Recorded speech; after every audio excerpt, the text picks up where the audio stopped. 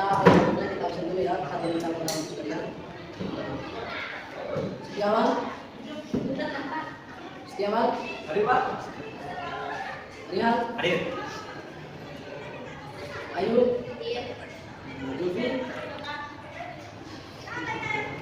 Baik, kawan-kawan, dalam pembelajaran kita kali ini kita membahas mengenai pendidikan Pancasila. Dalam pendidikan Pancasila ini kawan-kawan, kita membahas mengenai dasar sila pertama yaitu ketuhanan yang Maha Esa. Nah, dalam daftarnya Pancasila pertama ini, ketuhanan Maha Esa ini kawan-kawan sekalian, yang dimana kita sebagai bangsa Indonesia tidak boleh mempelai persatuan kita ataupun budaya sebagai kita. Tidak boleh juga mempelai bahwa itu apa namanya minum dan sebagainya, tidak boleh begitu kawan. Semuanya satu. Karena ini mencakup atas nama ketuhanan yang Maha Esa. Nah, sila ketua itu kemanusiaan yang ada terkadang. Nah, yang dimana kita sebagai makhluk manusia harus hidup ini benar-benar dengan adab. Nah, harus sesuai dengan apa yang tercantum pada bangsa kita sebagai manusia. Kita harus hidup dengan adab dan sosial. Nah, poin yang ketiga, persatuan Indonesia. Nah, yang dimana kita sebagai bangsa Indonesia ini harus bersatu pada dan sebagainya supaya mayoritas sebagai Indonesia, kita sebagai Indonesia ini tidak mengelak bawah satu sama lain. Semuanya telah berbangsa Indonesia dan bernegara itu kita bersatu. Tidak ada yang boleh mengelak satu sama lain. Nah, poin keempat, kebijaksanaan dalam permusyawaratan perwakilan. Nah, dalam hidup di dalam rakyat, bahwasanya kebijaksanaan apa sih yang harus kita lakukan dalam hidup berakyat itu, yaitu misalnya seandainya kita ini ada di desa dan lain sebagainya. Nah, kebijakan apa yang harus kita lakukan terhadap desa-desa kita ataupun warga-warga kita di samping dan lain sebagainya. Tentu saja kita harus menggunakan etik yang baik, mengenai tata sopan yang baik, berbicara dengan sopan, menggunakan pembicaraan yang sopan dan lain sebagainya. Nah, dalam poin kelima, keadilan sosial bagi seluruh Indonesia. Nah, kalau dalam poin kelima ini kawan-kawan kita terjadi betul bahwasanya kita harus sebagai bangsa Indonesia harus hidup dengan adil dan lain sebagainya. Pertanyaan saya, apakah kita sebagai bangsa Indonesia ini sudah adil atau belum? Pertanyaan saya, ada yang bisa menjawab? Apakah kita sudah adil atau belum dalam poin kelima itu?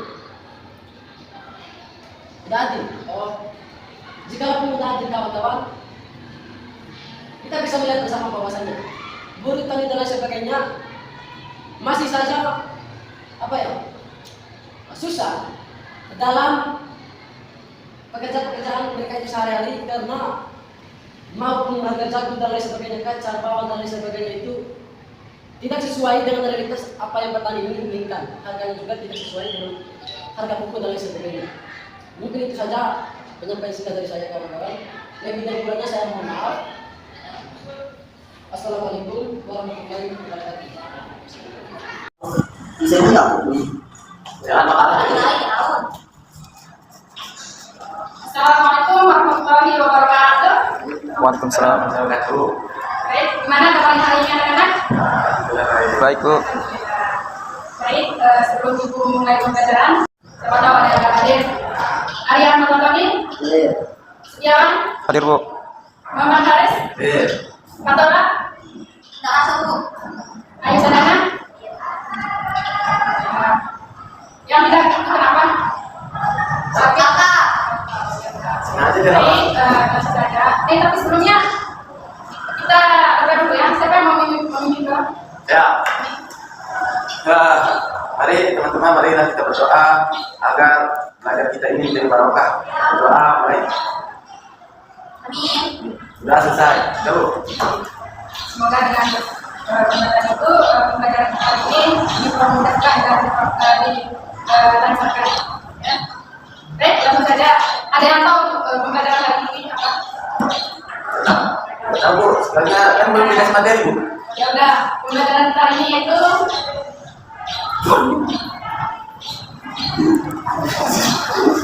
ya,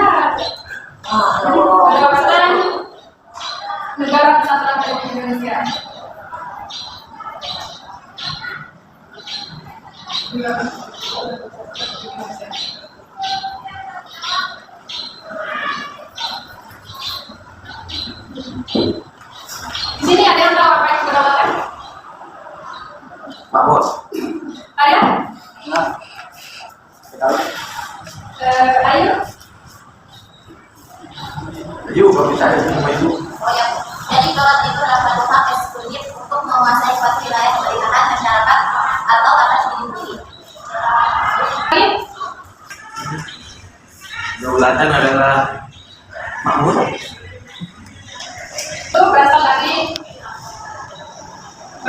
dua kata, yaitu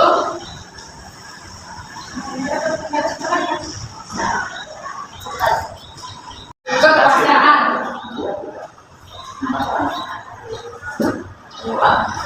Nah, sedangkan negara kesatuan Republik Indonesia itu ada yang tahu apa? Ada yang tahu apa itu negara kesatuan Republik Indonesia? Jadi Negara Indonesia. Ya maksudnya pengertiannya itu apa gitu? Ini setiap bisa. Jadi Indonesia dikenal dengan nama resmi Republik Indonesia atau lebih lengkapnya Negara Kesatuan Republik Indonesia adalah negara kepulauan di Asia, negara yang melintasi garis khatulistiwa dan berada di garis kamu berdiri dan dalam melihat, jangan.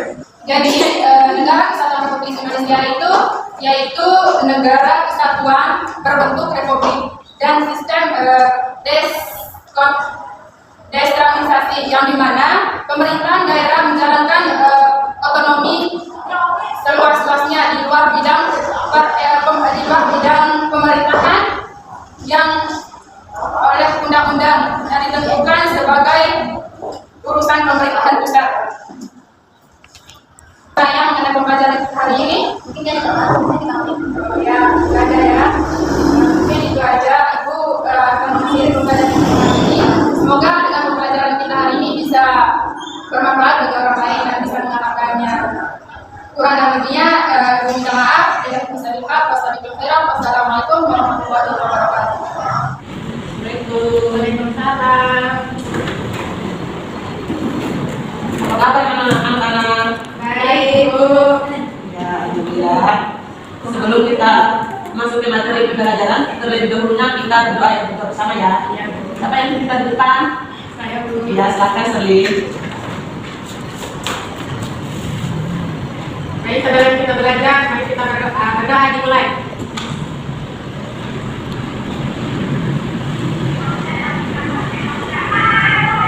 Berdoa selesai. Baik, Ibu akan cek hadirin kalian ya. Jadi ini Adik, Bu. Rosdiana, Adik, Bu. Natasha Wama, Adik, Bu. ya. Mata pelajaran yang kita capai buku dan pulpen yang sembilan. Ibu ucapkan kepada kelas 7 yang telah menjadi siswa di SMP. Selamat datang. Baik, Ibu akan memberikan motivasi ya. Barang siapa yang bersungguh-sungguh, maka dia akan mendapatkan kesuksesan. Ya. Mata pelajaran yang kita bahas hari ini perumusan dan penerapan Pancasila sebagai dasar negara. Langsung saja ya. Baik, sebelum Ibu lanjutkan ke materi, ada yang tahu apa itu BPUPKI? Belum, Bu. Ya, baik. Ibu akan menjelaskan sedikit ya. Ya, Bu. Jadi, BPUPKI merupakan badan yang dibentuk oleh pemerintah kolonial di Jepang pada tanggal 29 April tahun 1945 sebagai rekayasa Jepang untuk mendapatkan dukungan rakyat Indonesia bahwa Jepang akan memberikan kemerdekaan kepada Indonesia. Itu sih penjelasan dari BPUPKI. Ngerti? Ngerti, Bu. Baik, siapa yang dapat menyimpulkan materi yang kita bahas tadi? Saya, Bu. Silakan. Jadi BPUPKI adalah badan yang dibentuk oleh kolonial. PKI merupakan badan yang dibentuk oleh pemerintah kolonial di Jepang pada tanggal 29 April tahun 1945 sebagai rekayasa Jepang untuk mendapatkan dukungan rakyat Indonesia bahwa Jepang akan memberikan kemerdekaan kepada Indonesia. Itu sih penjelasan dari BPUPKI. Ngerti? Ngerti, Bu. Baik, siapa yang dapat menyimpulkan materi yang kita bahas tadi? Saya, Bu. Silakan. Jadi BPUPKI adalah badan yang dibentuk oleh kolonial Jepang sebagai bentuk rekayasa Jepang untuk mendapatkan dukungan rakyat Indonesia dan mewariskan kemerdekaan kepada negara Indonesia, Bu. Ya, baik. Terima kasih Seli. Ya, baik, saya melanjutkan sedikit ya. Merupakan badan yang dibentuk oleh pemerintah kolonial di Jepang pada tanggal 29 April 1945 sebagai rekayasa Jepang untuk mendapatkan dukungan rakyat Indonesia bahwa Jepang akan memberikan kepada Indonesia. Baik, itu saja ya.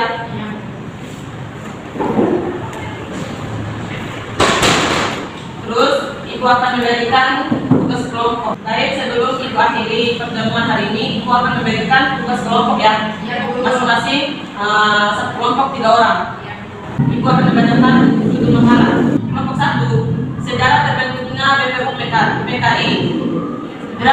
Kelompok 2, pengaruh terbentuknya BPU PKI di era sekarang. Baiklah, Ibu akhiri pertemuan hari ini. Kalau ada salah kata, Ibu mohon maaf. Wassalamualaikum warahmatullahi wabarakatuh. Waalaikumsalam warahmatullahi wabarakatuh. Terus kelompoknya ya. Iya, Bu.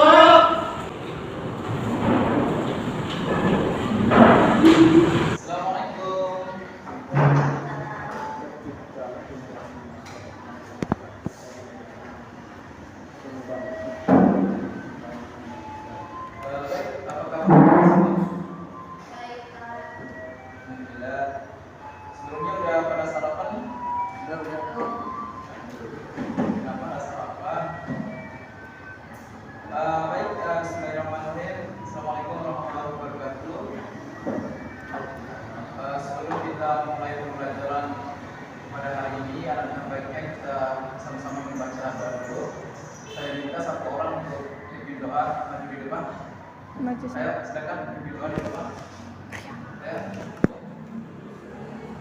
Baiklah, pembelajaran kita hari ini, marilah kita berdoa dimulai.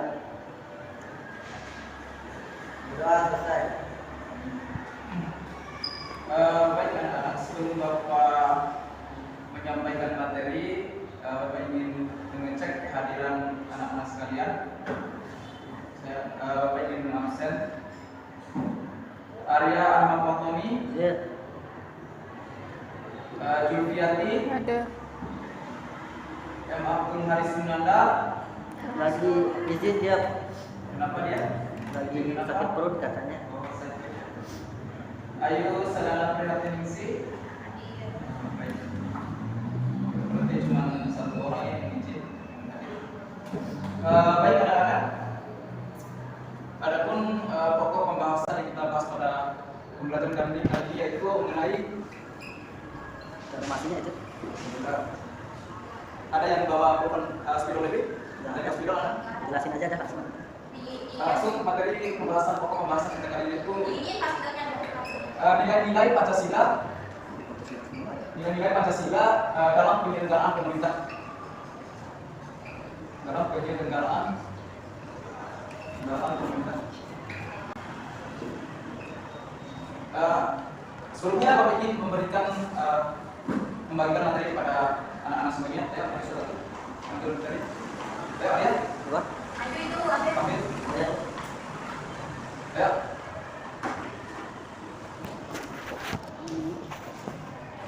Tolong dibuka pada halaman 5 itu materinya. Baik, anak-anak sekalian, nilai-nilai Pancasila dalam penyelenggaraan pemerintah. Sebelum Bapak menjelaskan bagaimana nilai-nilai Pancasila dalam penyelenggaraan pemerintah itu, terlebih dahulu Bapak ingin menjelaskan apa itu Pancasila. Pancasila. Di sini siapa yang sudah tahu Pancasila itu apa? Baik, satu orang. Ayo. Pancasila yaitu Negara Kesatuan Republik Indonesia. Ayo. Coba Pak. Dijelaskan sebelum Bapak menjelaskan. Ayo, teman. Pancasila itu apa sih?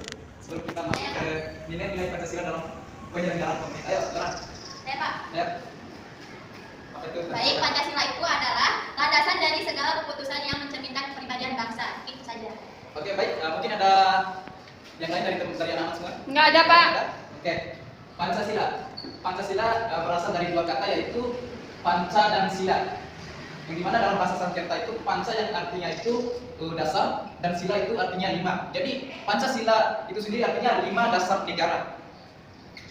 Nah, Pancasila merupakan jiwa seluruh rakyat Indonesia yang dijadikan sebagai pandangan hidup bangsa Indonesia. Oleh sebab itu, penyelenggaraan negara, baik itu pemerintah maupun warga negara Indonesia itu harus didasari oleh Pancasila itu sendiri.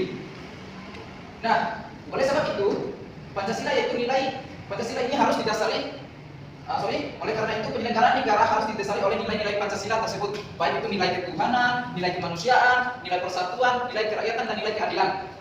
Nah, di dalam 5 sila Pancasila ini merupakan 5 sila dalam Pancasila ini merupakan satu kesatuan utuh dalam praktik penyelenggaraan, baik itu penyelenggaraan pemerintah maupun warga negaranya. Jika salah satu nilai Pancasila ini kita abaikan, maka kita berarti kita sudah mencapik atau merusak daripada tujuan dari bangsa Indonesia itu sendiri. Nah, mungkin anak-anak sudah tahu bagaimana dalam perwujudan dari nilai-nilai Pancasila itu sendiri. Sekarang Bapak ingin menjelaskan bagaimana contoh daripada nilai-nilai Pancasila itu dalam penyelenggaraan pemerintah. Yang pertama itu nilai ketuhanan yang Maha Esa. Nilai ketuhanan yang Maha Esa. Oke, siapa yang bisa memberikan salah satu contoh bagaimana contoh dalam contoh nilai penyelenggaraan pemerintah di dalam sila nilai ketuhanan yang Maha Esa ini? Tidak ada, anak-anak sekalian? Tidak ada. Salah satu, baik, Bapak akan memberikan contohnya itu salah satu contoh nilai penyelenggaraan pemerintah dalam sila ketuhanan yang Maha Esa ini, yaitu yang pertama pengakuan adanya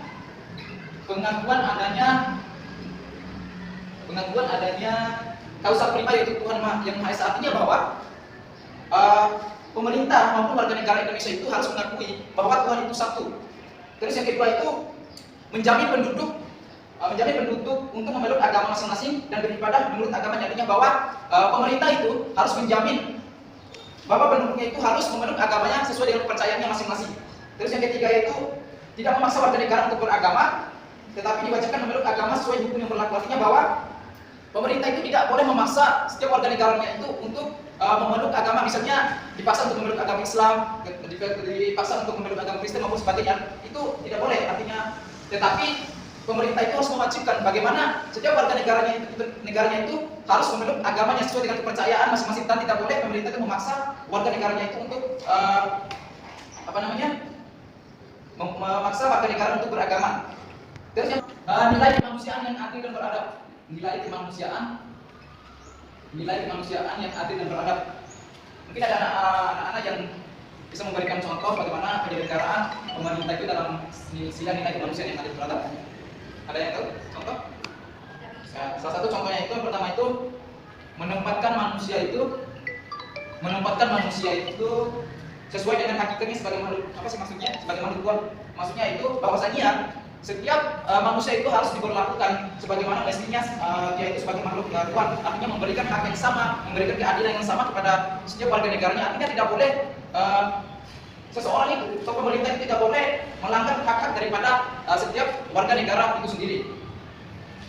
Terus yang ketiga itu nilai persatuan Indonesia. Nilai persatuan Indonesia dalam sistem penyelenggaraan pemerintah. Ada yang bisa memberikan contoh? Oke, ada. Salah satu contohnya yaitu nasionalisme. Nasionalisme cinta tanah air. Ada yang tahu contoh dari sikap cinta tanah air sendiri? Ada yang bisa? Ayo. Oke. Contoh dari sikap cinta tanah air itu sendiri yaitu salah satunya itu cinta tanah air itu mencintai produk lokal, artinya mencintai produk yang dihasilkan oleh negara itu sendiri.